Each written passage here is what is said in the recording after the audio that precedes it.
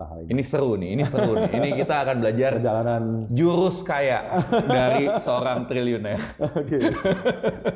Oke. Jadi ketika Bapak mulai bisnis itu tahun berapa, Pak? Tahun 2012, Pak.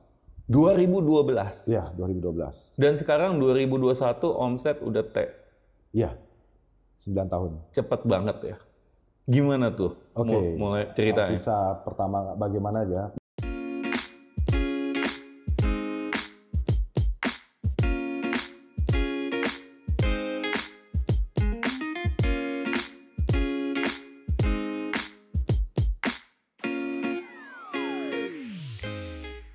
Jadi ketika Bapak mulai bisnis itu tahun berapa, Pak?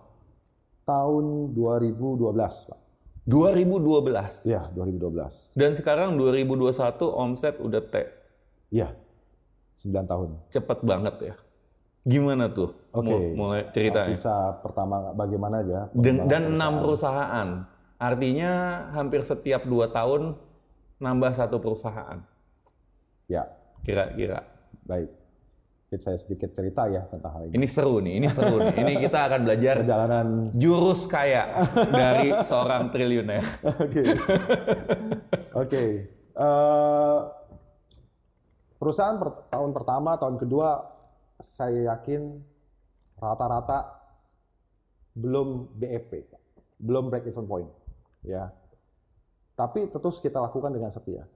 Banyak orang yang tutup buka perusahaan warung karena dilihat 1 tahun nggak menghasilkan, habis itu dia tutup. Padahal kita nggak tahu mungkin di tahun kedua atau tahun ketiga kita akan raih hasilnya. Nah, yang saya lihat dari pengalaman hidup saya, pengalaman perusahaan saya adalah terus lakukan 3 tahun pertama kita belum break even point, bahkan masih merugi. 3 tahun pertama? 3 tahun pertama. Tahun keempat baru di situ, Pak, muncul kita sudah dapat kesempatan sebenarnya awalnya. Jadi mulai satu perusahaan baru, produk-produk atau prinsipalnya itu nggak langsung yang bagus kan, Pak. Betul. Ya, namanya anak baru nih, anak baru masa dikasih kepercayaan produk yang branded ya. Jadi kami mulai dari saya cari barang ke China. Ya. Ya. Saya nggak bisa bahasa Mandarin, coba cari barang di China dan kita dapat produk itu. Walaupun nggak bagus banget, tapi kita lakukan setia kan, branding lakukan dengan setia.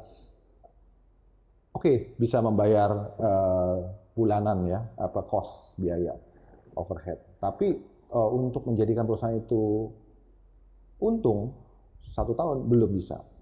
Nah, karena prinsipal yang terkenal ini atau brand terkenal ini makin lama makin melihat ini perusahaan walaupun jualnya barang China tapi kan lumayan jualnya.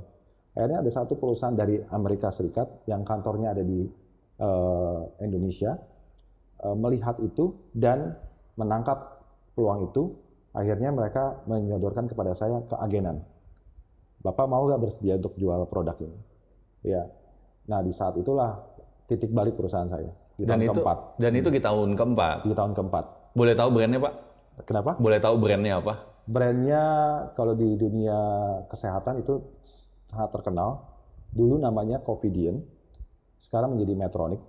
Sempat menjadi perusahaan paling sales revenue paling tertinggi di tahun, saya rasa di tahun 2017-2016. Dan Bapak mendapatkan kepercayaan dari perusahaan tersebut? Iya, betul. Perusahaan itu menjual produk ventilator, Pak. Jadi saya sudah menjual ventilator itu dari tahun 2000, akhir 2015. Bahkan sebelum COVID ya? Bahkan sebelum COVID. COVID itu hanya bonus buat kita, maksudnya secara penjual. Banyak orang yang cari keuntungan dari COVID ya. Mereka buka-buka perusahaan karena COVID. Kalau kita sudah memang menjual barang-barang kesehatan, khususnya alat pernafasan sejak sebelum COVID, jauh sebelum COVID. Oh, right.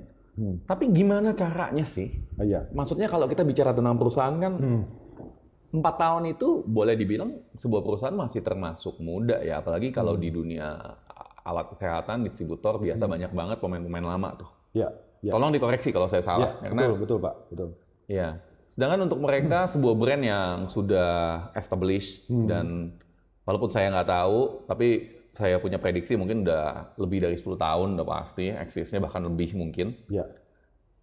Kok bisa percaya sih sebuah distributor atau keagenan kepada sebuah perusahaan yang baru di bawah 5 tahun gitu? Itu ada kisah di balik itu nggak? Ya, selama 3 tahun tadi Pak, sebelum mendapatkan prinsipal Covidian, kita lakukan dengan tadi ya setia, lalu branding kita gila-gilaan, ya kita ikut pameran-pameran, jadi itu bleeding terus kan, tapi kita lakukan aja terus Pak, kita lakukan terus, dan produk branding position dari merek China yang kami pegang itu mulai lama-lama terangkat, orang mulai tahu barang itu. Nah, maka perusahaan Covidian melihat itu bahwa secara marketing kita bagus, sales bagus, network channels, distribution channel tuh bagus, tapi hanya produk aja yang kurang support. Maka diimplementasikanlah produk mereka masuk ke perusahaan ini.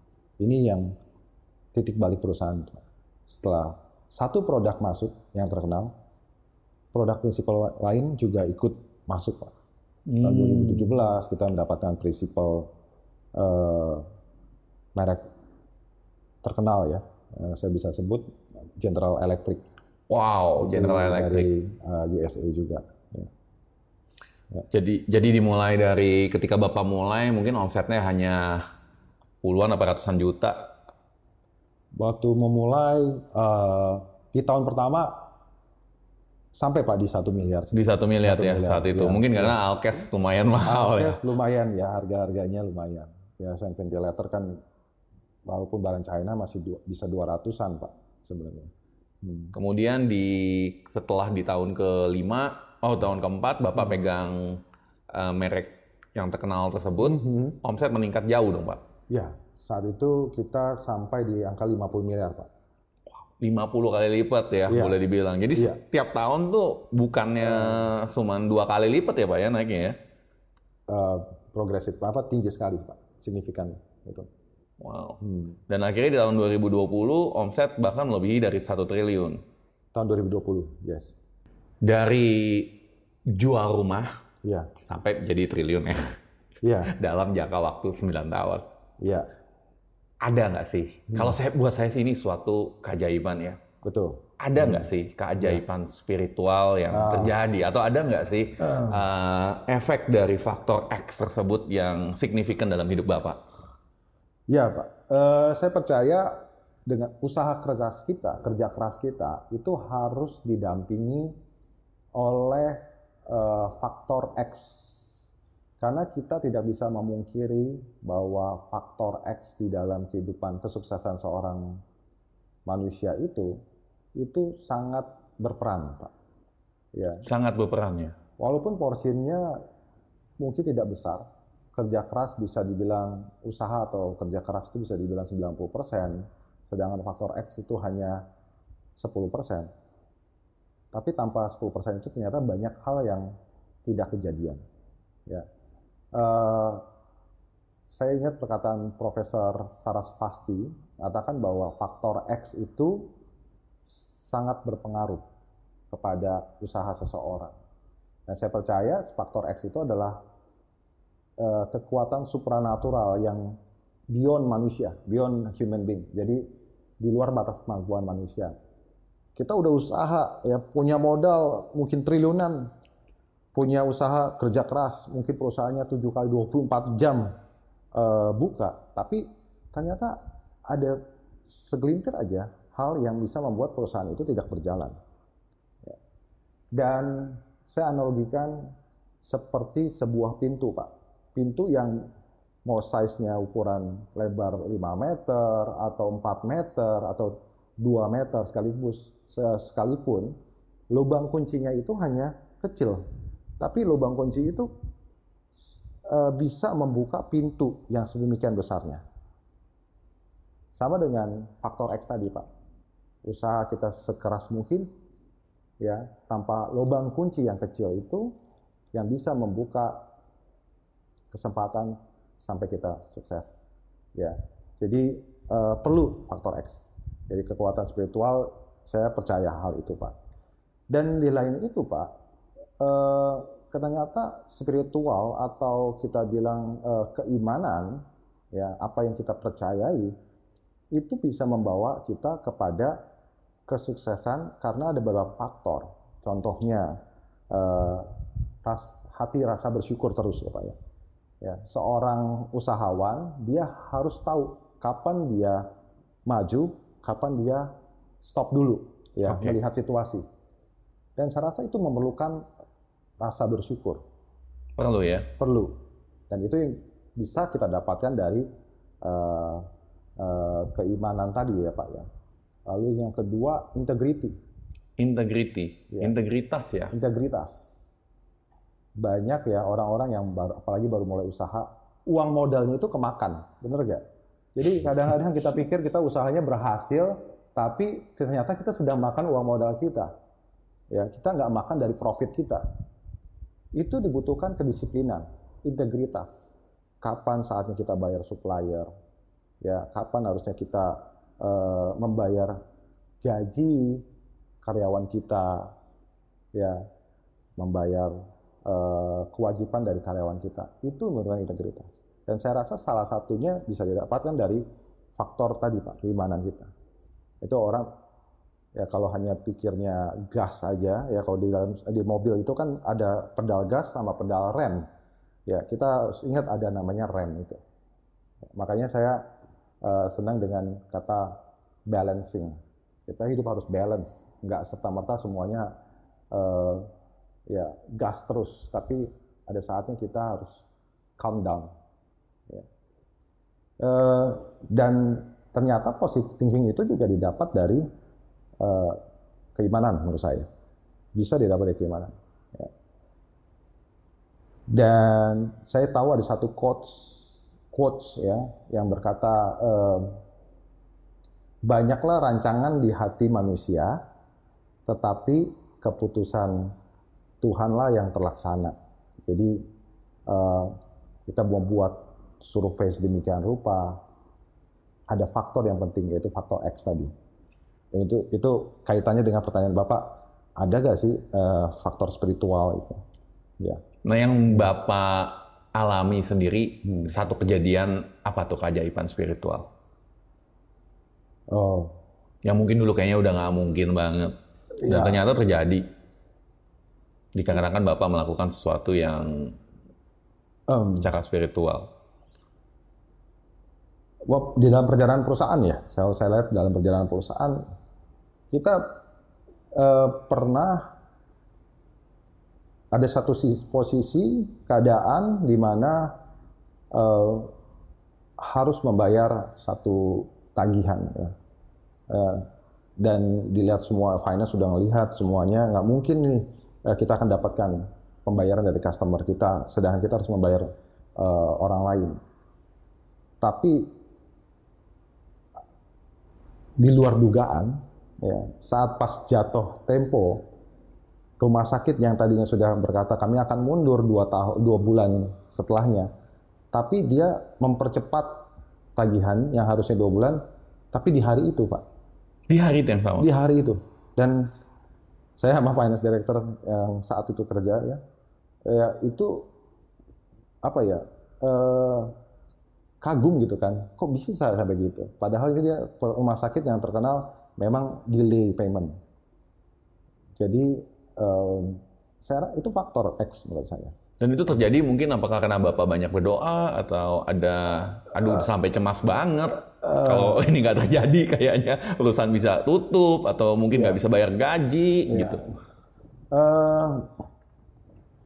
Gini ya, saya salah satu kenapa saya buat company dan orang-orang, saya banyak build people ya, bangun orang.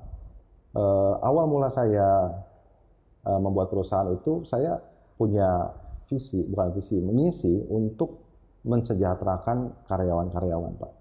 Yang saya percaya bukan hanya doa dari saya, tapi doa juga begitu banyak karyawan, ya mereka menyokong eksistensi dari perusahaan ini. Ya. Dan saya percaya saat kita punya motivasi yang baik, hasil juga baik Pak. Jadi perusahaan dibentuk, prinsip bisnis Bapak adalah salah satunya adalah untuk menyejahterakan karyawan. Betul, Pak. Bentuk nyatanya yang Bapak lakukan seperti apa? Bentuk nyatanya bisa dilihat ya di beberapa media sosial company saya. Contoh, banyak sales atau orang-orang yang bukan sales, orang-orang ya di dalam perusahaan yang nggak punya kesempatan ke luar negeri, misalnya contoh Pak. Tapi kita sebelum pandemik setiap tahun, setahun paling nggak 2 kali. 2 kali? Iya. Ada yang programnya mini tour, artinya yang hanya di kisaran Asia saja, sekitaran Asia. Dan ada yang sampai ke Amerika. Sebelum pandemik di Desember 2019, kita pergi ke US, Pak. 25 orang pergi ke US. Ya, kalau nggak salah 25 orang pergi ke US. Ya. Dan tahun sebelumnya kita ke Europe. Jadi itu salah satu bentuk ya. Jalan-jalan dulu ya. Hot button apa ya? Setiap orang kan punya hot buttonnya sendiri-sendiri ya. Saya lebih suka mungkin mendapatkan, dan nggak sedikit juga karyawan kita yang tadinya nggak punya kendaraan mobil, Pak, dengan bekerja secara setia dan memang performance bagus, mereka dapatkan mobil, ya, rewards ke luar negeri, yang tadinya belum ada rumah, sekarang sudah ada rumah. Itu menurut saya salah satu bentuk-bentuk kesejahteraan yang kita berikan pada karyawan.